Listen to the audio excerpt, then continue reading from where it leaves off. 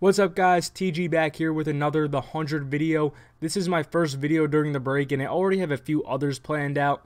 Last video I briefly mentioned how this show can go in so many different and interesting directions with the Mystery Planet, but in this one I want to be more specific in these predictions. By the way, Jason Rothenberg said this planet does have a name, which we will learn in Season 6. Before we get to the video, I just want to say in all my previous episode predictions, there were promos, sneak peeks, and the episode before to go off of. There's none of that really to go off of right now, so these are more far-fetched creative thoughts that myself and other fans of the show have had. Once we get the Season 6 trailer, which won't be for a while, more educated guesses can be made. Leave a like and subscribe if you enjoyed the video, and leave a comment below so we could have some discussions about the show. And now let's get into the predictions. There are some brief things we know about this planet, and the most important fact that we are 100% aware of is that Nightblood is needed to survive. I didn't mention that in my last video because I forgot about that. I'm not an expert on the show, I'm just a big fan of it, so I will miss out on some facts sometimes. A few people did mention it to me in the comments, so thank you if you are one of those people. So yes, in order to survive, all the members of the Eligius 3 mission needed Nightblood, and so will our main characters. Clark and Maddie are the only ones who have it right now, so they will need to find a way to transfer it to everyone else. We know it's possible because Clark became a Nightblood through a blood transfer, but it will be difficult. There's a lack of medical supplies on the ship, and as mentioned, there are only 2 Nightbloods compared to the 400 plus that aren't. This is likely to be one of the biggest obstacles that they'll face next season, and my guess is that the Eligius 3 ship will need to be found in order to solve this problem. That as of right now, the only 2 who can safely go on that mission are Clark and Maddie. Maybe they'll go to look for it by themselves, or maybe they'll find a way to at least transfer Nightblood to a few others for help, but in order to save everyone, I do think the ship needs to be found. Speaking of Eligius 3, I'm extremely curious about the mission crew. Last video I mentioned how there was no contact back to Earth from the ship, but someone did give me a good reason why that might be in the comments. Since it takes 75 years to get there, it's possible by the time they arrived the first apocalypse happened, so they couldn't contact. That makes a lot of sense and probably is what happened. But still, it has been 200 plus years since the mission started, so the crew could be wiped out. There are 2 other possibilities that I think are more likely though.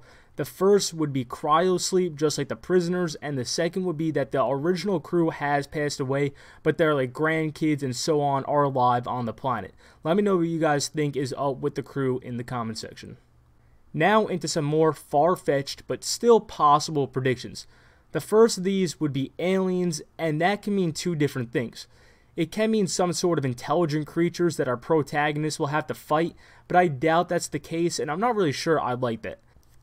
Any living thing that's origin roots aren't from Earth would be considered an alien, so I'm just thinking like an animal of some sort that isn't from Earth.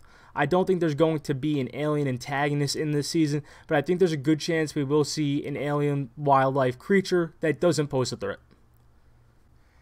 Next up is going to be the terrain and weather of this planet. I think it will be sort of a letdown if it looks exactly like Earth.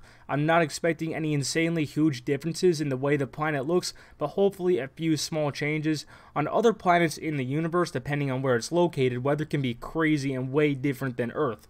Once again, I'm not expecting anything too crazy here because the planet has to be survivable, but I think it would be cool to see some sort of weather occur that can happen on Earth.